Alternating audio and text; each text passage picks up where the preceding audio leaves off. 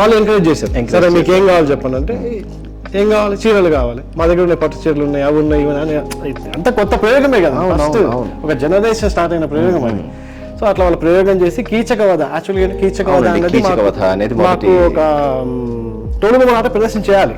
అంటే వెనకున్న నటుడు తోలుబొమ్మలాట అంటేనే ఒక తెర వెనక చేస్తూ ఉంటారు, వాళ్ళే పాడుతుంటారు, డైలాగ్స్ అవన్నీ చెప్తుంటారు, అన్ని చేస్తుంటారు. సో ఈయన ఏం చేసి ముందుకు వద్దాం, అక్కడ చేసే వాళ్ళే తెర ముందుకు వచ్చి నటించారు.